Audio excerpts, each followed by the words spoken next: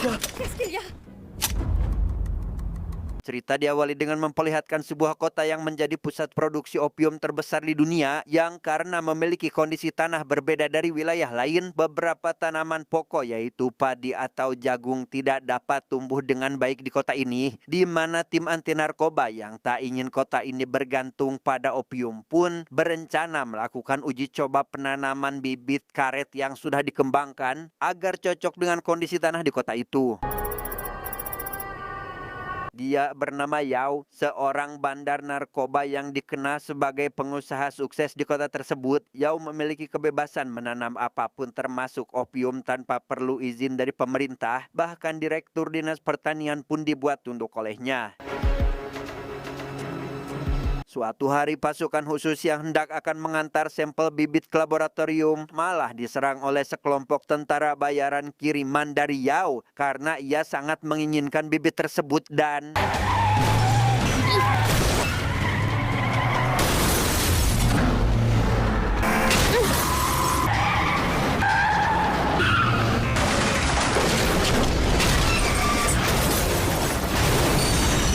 ya, serangan itu membuat pasukan khusus kewalahan karena jumlah mereka lebih sedikit. Setibanya di sebuah bangunan terbengkalai, mereka yang kini tersisa 2 orang pun masih berusaha untuk melindungi bibit yang dibawanya.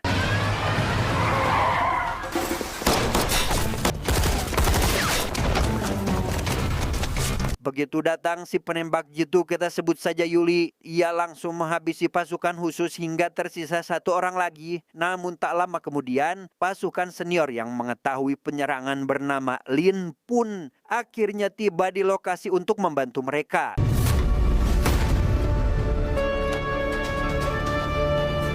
Je m'appelle Ling Xiang. Les colis ont été récupérés. Lin merupakan anggota pasukan khusus yang sebentar lagi akan mengajukan pensiun dini. Di luar jam pekerjaannya, ia kerap memainkan sebuah piano sebagaimana yang pernah ia dan sang mantan istri lakukan saat pacaran dulu, yang ketika sedang bernostalgia, ia menerima kertas berisi tugas dadakan agar datang ke suatu tempat yang sesampainya di sana, tiba-tiba Ne bougez pas!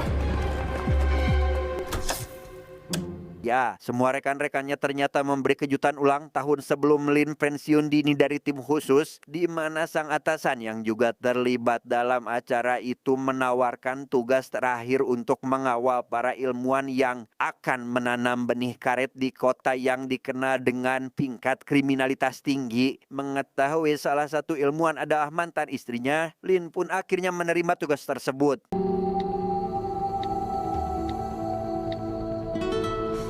Sebelum pengawalan, Lin berkesempatan mendatangi tempat kerja mantan istrinya untuk menentukan konsep pengawalan. Yang sebertemunya mereka, Lin justru menyarankan sang mantan agar tidak ikut ke dalam misi karena situasi di kota itu tidak aman. Namun sang mantan langsung menegaskan bahwa hanya dirinya lah yang memahami kondisi tanah dan iklim di sana.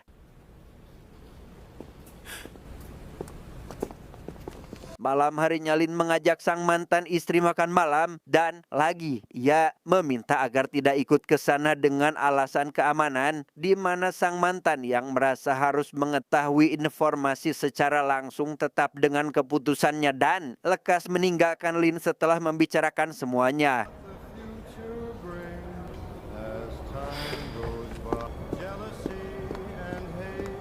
Sejenak kita tinggalkan dulu urusan Lin dengan mantan istrinya dan beralih pada seorang duda anak 1 bernama Wuli. Saat itu mereka kedatangan tetangga yang membawa makan malam untuk mereka semua. Hingga di tengah kebersamaan itu, anak Wuli tiba-tiba pingsan akibat penyakit jantung bawaannya kembali kambuh. Sehingga Wuli langsung mencari taksi untuk membawa anaknya ke rumah sakit.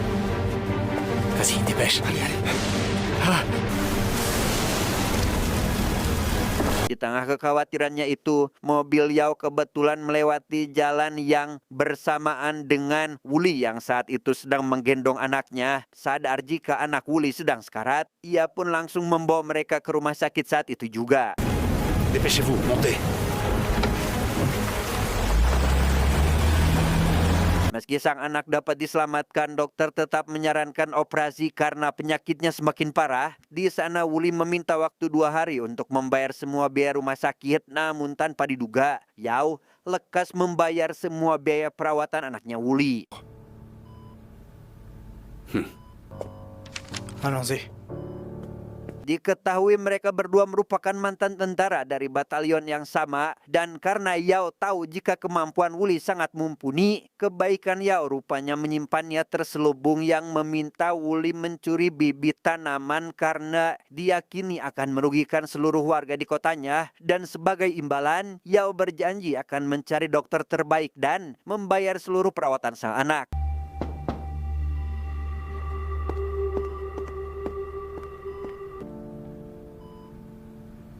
Singkat cerita, hari pengantaran bibit pun tiba. Sesuai dengan perkiraan, mereka akan kembali mendapat serangan dari orang yang menginginkan bibit tersebut, sehingga Lin langsung meminta rekannya untuk menjalankan rencana lain dan...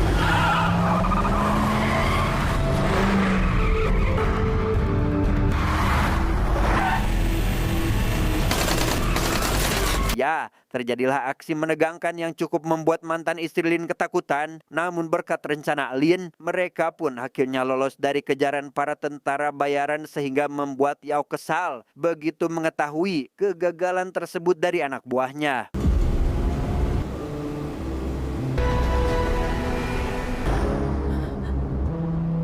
Sesampainya di kantor wali kota dan bertemu dengan petinggi pemerintah, Lin menyinggung tentang keamanan kota ini karena tadi sempat diserang oleh sekelompok bandit, di mana Pak Wali Kota menenangkan jika pihak kepolisian lokal sedang menyelidiki mereka. Saat ini, Yao sedang mengadakan acara pembukaan bisnis barunya. Melihat Wuli turut datang ke acaranya, ia begitu senang dan mengajak Wuli menggunting pita agar ia merasa sangat dihargai sebagai teman seperjuangan. Sepulang dari acara tersebut, Wuli memikirkan kembali apakah ia akan membantu Yao mencuri bibit tersebut. Mengingat jika selama ini Yao membantu pengobatan sang anak, ia pun akhirnya menghubungi Yao jika Wuli akan membawa bibit tersebut saat konferensi pers nanti diadakan. Mon frère. Mengingat betapa bahayanya daerah ini, Lin meminta sang mantan agar pulang saja, bahkan hampir akan memesankannya tiket. Namun karena besok akan banyak orang dan dipastikan aman, mantan istrinya yang tidak setuju pun justru menganggap jika Lin terlalu berlebihan sehingga ia lekas meninggalkannya saat itu juga. Et ensuite, on n'aura plus à se revoir.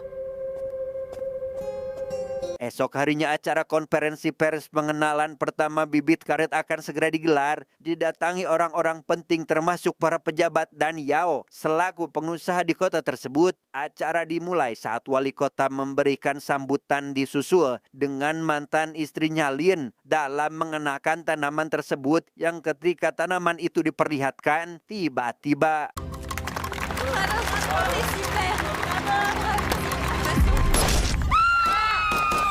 ya, petugas pramusaji menembakkan senjata di dalam ruangan hingga membuat semua orang panik. Ia langsung membawa tanaman tersebut, namun beruntung benih itu palsu karena Lin sudah menduga hal ini akan terjadi.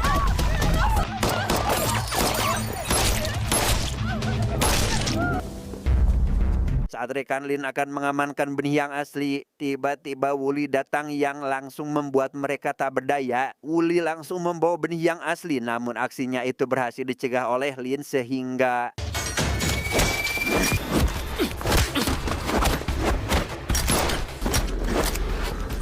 Karena sama-sama memiliki kemampuan khusus, mereka pun sama kuatnya hingga tak terlihat tanda-tanda siapa yang akan kalah. Tanpa sadar jika tembakan yang mereka buat tak sengaja mengenai mantan istrinya Lin.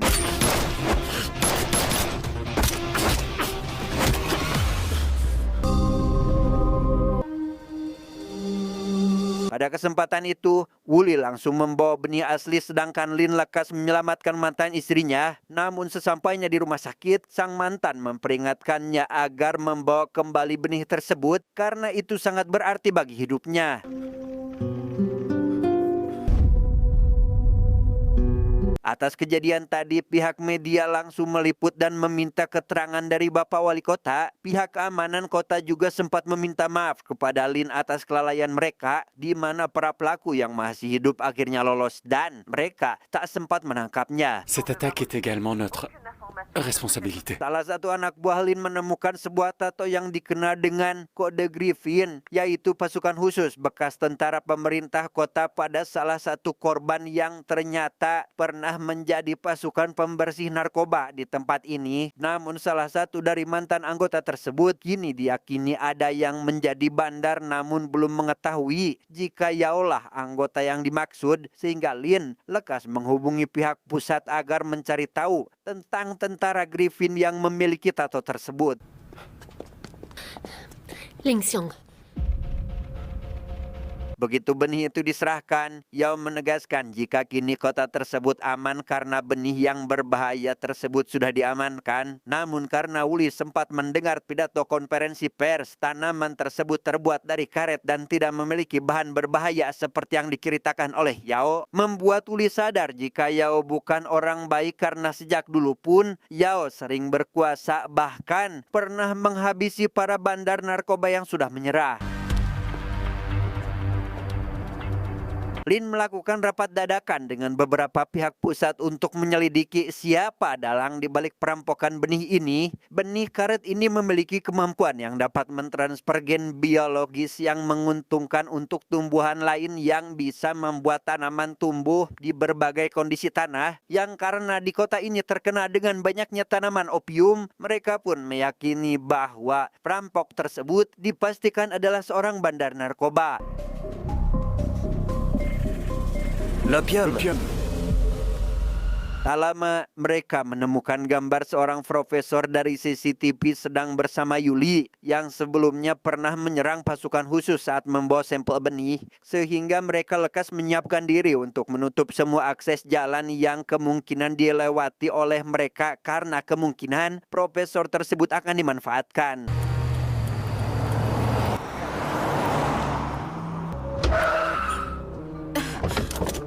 Begitu dicegat di jalanan sempit, Yuli lekas kabur dari mobil sambil menawan profesor. Ia bersembunyi di gang kecil tanpa ketahuan oleh Lin, dan ia pun meminta Lin menyimpan pistolnya sehingga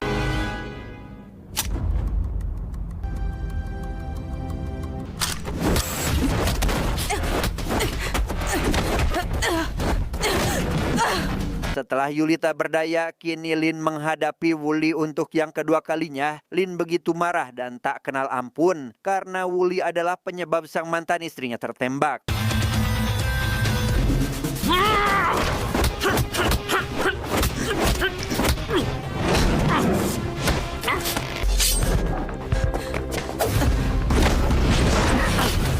Yuli dan Wuli pun berhasil kabur. Sesampainya di rumah Yao, Wuli diminta untuk menghabisi salah satu anak buahnya yang diduga berkhianat. Yang karena Yao begitu mudah bertindak seperti ini, Wuli mulai curiga apakah Yao ini adalah seorang pengedar. Sehingga disinilah Yao mengaku jika ia memang seorang pengedar dan alasan mengapa ia ingin mencuri tanaman ini adalah agar opiumnya tumbuh subur lebih banyak lagi dan tidak ada satupun dari tanamannya yang gagal panen. Lin mendapat kembali informasi tentang tentara Griffin yang ternyata Yao adalah kapten dengan Wuli sebagai wakilnya. Saat ini mereka juga mendapat daftar nama pengedar opium terbesar yang ternyata adalah Yao itu sendiri, sehingga Lin lekas menuju ke lokasi mereka saat itu juga. Trouve tout ce que tu peux à son sujet. Saat Yao mengajak Wuli makan malam, Wuli tiba-tiba menawan Yuli dan memutuskan untuk tidak lagi bekerja kepada Yao, membuat semua tentara bayaran Yao menodongkan senjata dan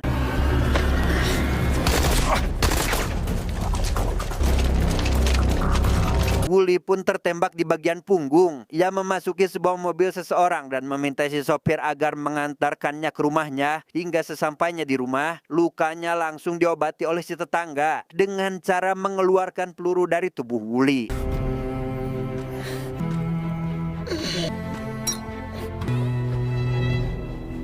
Selesai mengobati lukanya, Wuli baru sadar dengan luka kaki yang ditemukan si tetangga yang ternyata adalah orang yang diminta dihabisi oleh Yao malam kemarin. Hingga akhirnya si tetangga mengaku jika itu memang dirinya, bahkan mengakui jika yang menghabisi istrinya Wuli juga dirinya. Dan alhasil mereka pun terlibat pertarungan, namun karena Wuli mantan pasukan khusus, ia pun akhirnya terpaksa menghabisi si tetangga, di mana aksinya tersebut dilihat oleh Lin yang sedang menuju ke sana sehingga Wuli memutuskan untuk kabur tanpa tahu jika sang anak sudah pingsan di dalam rumah. Di rumah Wuli, Lin tidak menemukan siapapun dan hanya anaknya saja. Ia langsung mengantar anak tersebut ke rumah sakit untuk mendapat perawatan lebih lanjut. Sementara Wuli yang baru tiba di rumah akhirnya diberitahu oleh perawat jika anaknya berada di rumah sakit.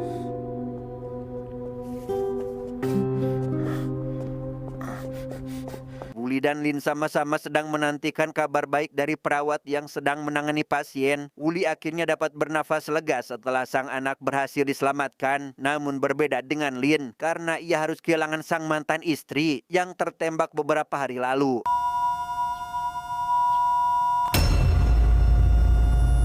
Lin pun begitu kesal kepada Wuli dan langsung menghajarnya habis-habisan karena itu merupakan ulahnya. Lin langsung membabi buta sedangkan Wuli tidak membalasnya sama sekali karena ia mengakui kesalahannya itu. Yang karena kini Wuli sudah bukan lagi bagian dari Yao pun memberitahu di mana benih tersebut berada dan akan membantu Lin membawa benih tersebut.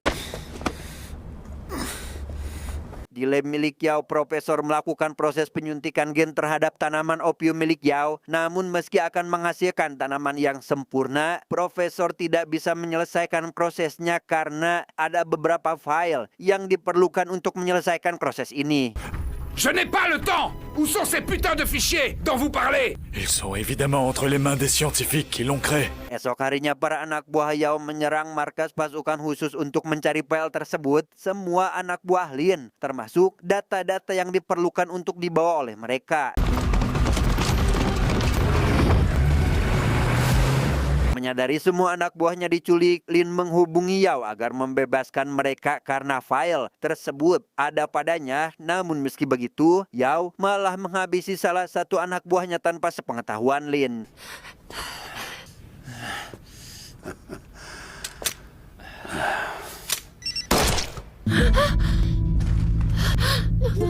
Akhirnya Lin tiba di rumah Yao. Ia pun menyerahkan file yang mereka minta yang menempel di rompinya. Kemudian Yao mempertemukan Lin dengan semua anak buahnya. Mendengar jika salah satu anak buahnya ada yang dihabisi, Lin pun begitu marah kepada Yao, namun ia tak bisa berbuat apa-apa. Le gars dont il parle est là.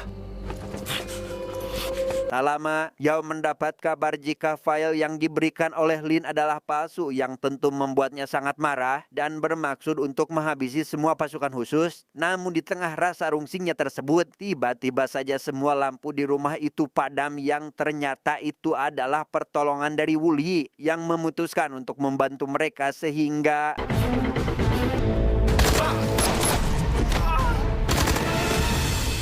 Pada akhirnya Yao berhasil kabur menggunakan mobilnya, namun Wuli dan Lin langsung mengejarnya saat itu juga. Yang setibanya di gedung terbengkalai, mereka berdua langsung terlibat baku tembak kembali dengan puluhan tentara Yao.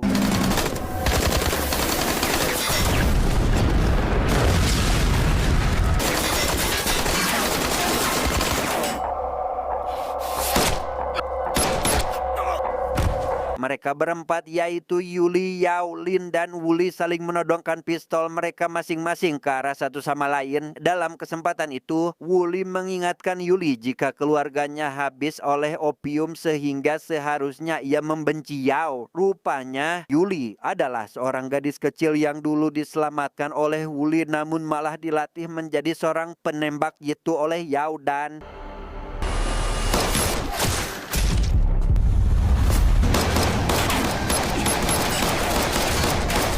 Beruntung, Lin tidak ditembak lantaran Yao melarikan diri. Yao buru-buru membawa Profesor untuk menjadikan Profesor sebagai tameng agar tembakan Lin tidak mengenai dirinya. Yang ketika Lin diminta untuk meletakkan pistolnya, tiba-tiba...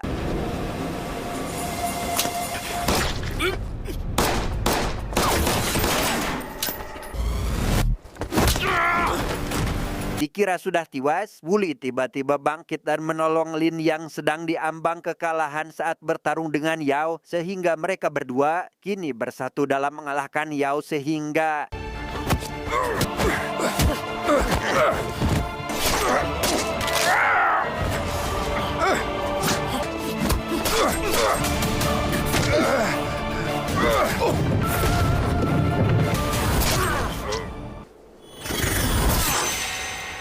ya, setelah keduanya dibuat babak belur dan tak berdaya, Yao akhirnya tumbang setelah Lin menusuk lehernya hingga maut, di mana Lin harus gugur dalam tugas karena terlalu kehilangan banyak darah menyusul sang mantan istri yang sudah gugur. Sementara Wuli sendiri selamat dan kini hidup bahagia bersama sang anak. Tamat, ending yang sangat membagongkan.